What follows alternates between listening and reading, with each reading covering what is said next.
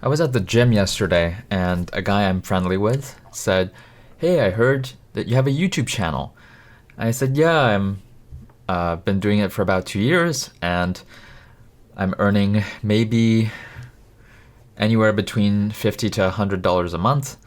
And he was like, "Oh, you're making money from it?" And I said, "Yeah, just a little, like maybe $1 a day. And if you want to see exactly how much, it really varies. But my baseline has been about $1 a day. See, $1, $1.28, $2, $1. Sometimes the lowest was 73 cents.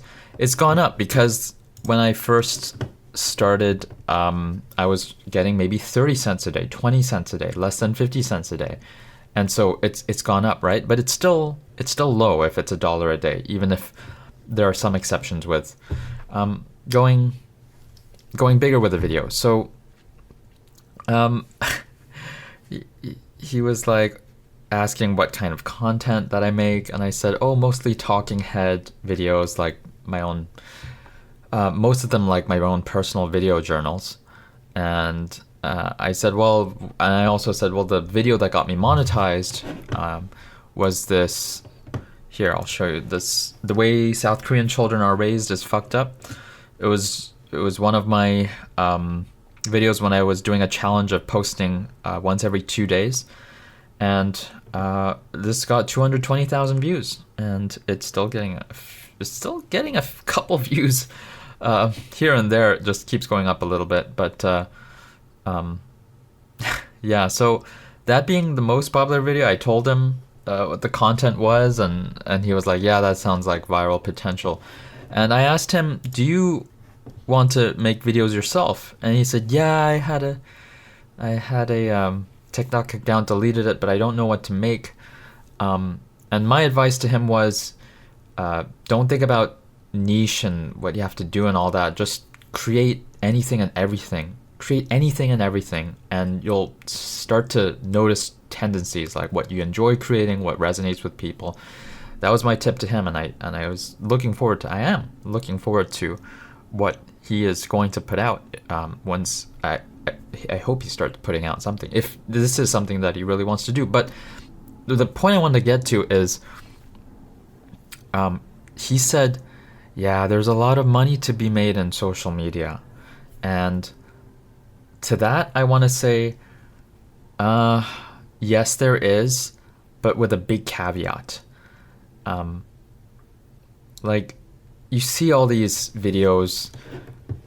It's easy to make money on YouTube. I don't even need to show you. You've probably seen them before. Oh, making money on YouTube is easy. Maybe you've seen videos that say 2025. YouTube is now on easy mode because they're promoting smaller channels. There are a lot of videos saying YouTube is easy money, and I will tell you. Let me show you this graph of after my one viral hit of like 200,000 views in a short amount of time. It just died down. And then if I look at the last 365 days, that was the spike here, and then it died down. And I've had some good success with some viral hit videos, but it's, if you compare to my peak, it's just flatlined. And this was a conscious choice. There was demand of me talking more about the dark side of South Korea. There was a comment saying, "Please talk about more about the dark side of South Korea, the so-called perfect society." And so there was high demand for that, and 1,000 people subscribed to me for that, right? So that was the biggest boost I've ever gotten in my 2-year YouTube journey. But I decided I don't want to go down that route. I don't even watch South Korean content. The only reason I watched that video that I showed is because a friend sent it to me. I don't enjoy watching those kind of content. I don't enjoy critiquing and bashing the country that I'm from. Even if there are some of my critiques like that I have in the back of my mind, I don't want to keep criticizing and showing the dark side of South Korea. So I did not go down that route, and I chose to continue to make whatever I wanted to make, which are mostly video journal style videos. And that's why you see that big dip after that peak. And if you, it really depends on the type of creator you are, because if you see my friend Lewis, for example, let me show you. He does video essays on various topics that he finds fascinating. This is what intrigues him, right? This is the latest one, How Gen Z Killed the Yakuza. It's gone absolutely viral for him. It's his most popular one yet. It's almost 600,000 views. He does video essays on anything he finds interesting, and generally the topics are related to Asia, and they're still broad appeal, very broad appeal. And so his worst videos will get like 1,000 views, and beyond that it'll get maybe 20,000, maybe 2,000, maybe 6,000 or 60,000. So these videos that he makes, if you want to know a bit about how he makes them, they take a long time to research and write and edit, and then he has to film and edit. But the writing process is what takes a majority of the time. And Lewis, having quit his corporate consulting job to do YouTube full time, because he has viral hits here and there, he probably will be able to pay a good chunk of his rent and other expenses using just AdSense money alone. But this is because this is what he's into, right? He's into writing video essays. He has these introspective thoughts about these topics. He likes drawing some conclusions and noticing these things that people don't really know about.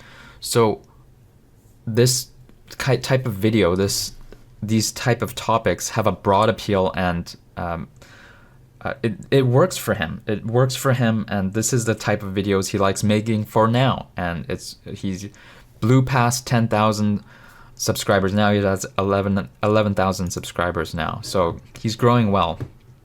But if you look at other creators, well, I don't want to. Let me just. I don't want to show you, because I don't want to show you like this is an example of someone other than me who just had a big hit and is not really hitting big again.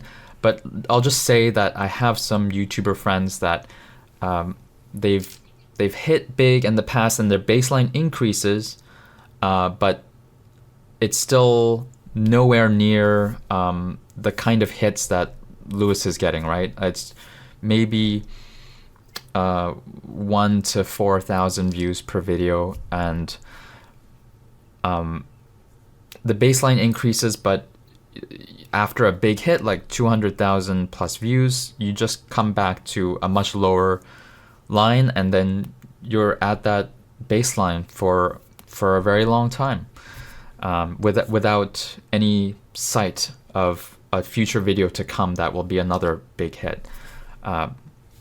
So it really depends on the type of creator you are. I heard from another YouTuber, Hamza. He had another YouTuber friend who was a successful YouTuber because he made videos that consistently got hundreds of thousands of views. And he was doing YouTube for the sake of money. So he was making these videos on how to get girls and doing it for the view count, for the AdSense revenue, and it was working for him. But this creator, according to Hamza, said he was miserable, and he hated his YouTube channel, and he hated the audience that it attracted. And so this YouTuber who's just chasing YouTube for the sake of views and virality and succeeded is actually miserable being a YouTuber with the hundreds of thousands of views per video, because his audience was just these toxic guys who were just I guess hating on women and spamming the comment section about I don't know. I checked out some of the videos, and it didn't seem like the best audience to have, to put it mildly. Anyways, I think that's what a lot of people miss, is that they want to chase virality and making it big, but it really depends, right? For this, in the case of Lewis, he's actually making videos on topics that he likes. These are things that fascinate him, and he wants to share what he thinks about it and his findings to the world. And this is attracting a whole host of audiences when you go this viral. But that's very different from going viral for just getting views for, making how to get girl videos and getting a bunch of toxic guys in the comment section all the time, and all of them are your subscribers. So what I'm trying to say is, it really depends on the type of creator you are. If you're just creating for the sake of virality and chasing views for the sake of it, it's not going to work out long term. Even if you quote unquote succeed, then what? Like, you're going to continue making videos for the sake of virality, and you're just going to continue doing what you hate, interacting, or at least seeing a bunch of audiences comment that from people you hate, or at least the type of people you hate. Like, what are you gonna do then once you're hating being a YouTuber? The reason I'm doing YouTube is because I've watched the likes of Kev Jumba, and I don't know if you remember him, or probably a lot of you are too young to remember him. He was one of the OG YouTubers in like 2007-ish, maybe 2008, maybe around there. And this scrawny little Asian kid my age, he's just funny and sharing little funny rants of what he had when he was in high school. And I enjoyed making. I tried making a few videos in high school, and I enjoyed that. In fact, the high school documentary that I made for school is my first video on my channel. I uploaded it again after, even though I made that back in high school, and I was pretty proud of it at the time. I made it when I was 16, 17 years old. Anyway, so I found that I enjoyed making. I enjoyed the process of filming. I enjoyed the process of editing.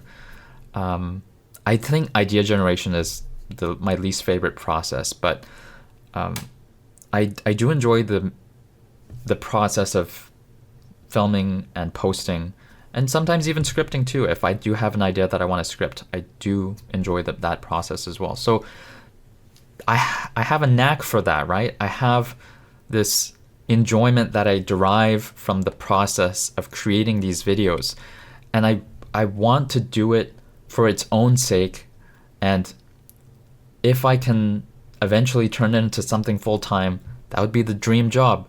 But given the fact that I'm doing this, not optimizing for virality, and I'm making the type of long rambling videos like these that I like making, I'm not gonna be anywhere near like Lewis, who's getting hundreds of thousands of views, or even tens of thousands of views so quickly even though we started about the same time. So I know I'm in here for the long haul, and I'm going to do this for decades. I want to keep doing this until I can't anymore, for whatever reason, health or otherwise. So even if my health deteriorates, I think I want to keep doing this. So I'm in here for the infinite game, playing for the sake of playing, and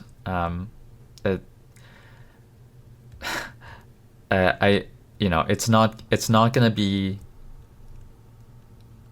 not gonna be an, how do I put this?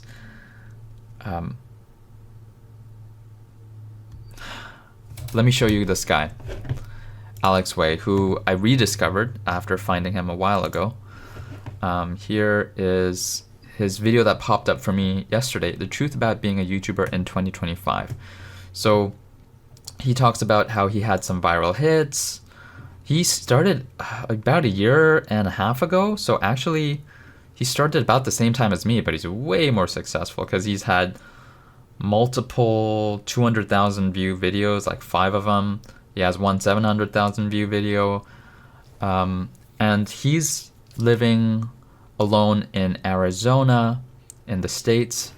And he has some part-time side gigs, and he's tutoring as well as this YouTube channel to make ends meet. And in his second latest video here, The Truth About Being a YouTuber, he talks about how it's YouTube is not guaranteed, because he'll have a big hit and then he'll go back to baseline of 1,000 views, 3,000 views, 5,000 views. So these videos, and he's putting way more effort into his videos, scripting it and working on the thumbnail more,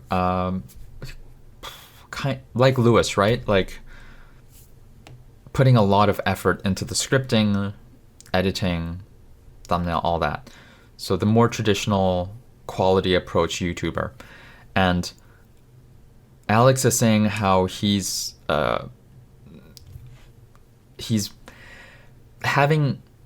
might have to give up YouTube because it's taking so much of his time, and the financial gain is inconsistent for the most part, because other than his Patreon members and YouTube memberships, which net him about less than $100 a month, all the other income fluctuates wildly from AdSense, because he does not take sponsorships, he does not sell a course or anything like that. So yeah, YouTube is inconsistent, and it's, I subscribe to him. Actually, that video I liked his personal story take on, especially on his other videos too. His personal stories, it was interesting, and I want to hear more of what he has to say. So I subscribe to him. I want to see more from him. But it's sad that, people like him may stop YouTube because of financial reasons. For me, currently I was just about to say jobless, although I do have a job coming up on Monday, election day. Today is Saturday. It is a one-day job. I'm going to be working at the polls for election day. But then after that, that'll be the end of the job, and I'll be back to being jobless, and I'm still living with my mom. And I have the freedom to pursue YouTube during my free time. But I'm gonna eventually have to get at least a part-time job and do YouTube on the side. And that's gonna probably be my reality for a long time, if not for the foreseeable future. Like, because I'm not going down the viral route of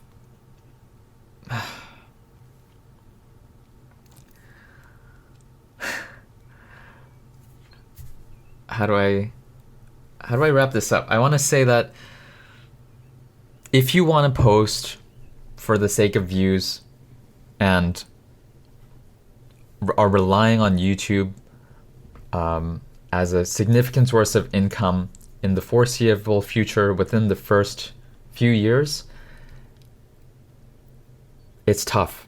I mean, unless you have a real knack for it, that resonates with a large audience, or you have some kind of knowledge that you can sell to your audience if you want to go down that route. If you're not creating for the sake of creating, but creating to serve your business, that's very different. But if you are creating for the sake of creating, and you find that the stuff that you want to create is maybe not the most resonating with a mass audience, but a small percentage of audiences that connect with you, then it's going to be hard to turn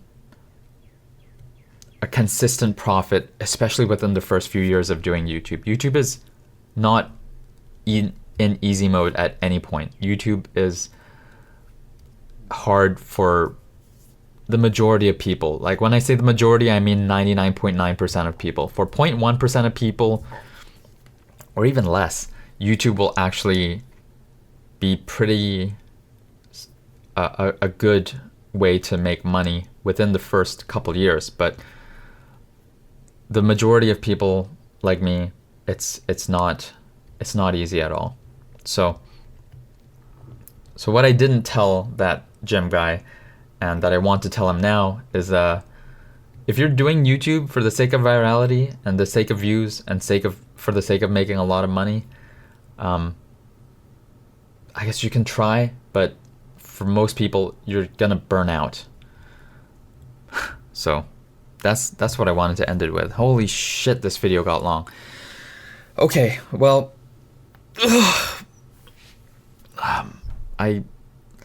you know what? If I scripted this, then it would have been way more condensed, and I would have said everything that I wanted to say in a much shorter amount of time.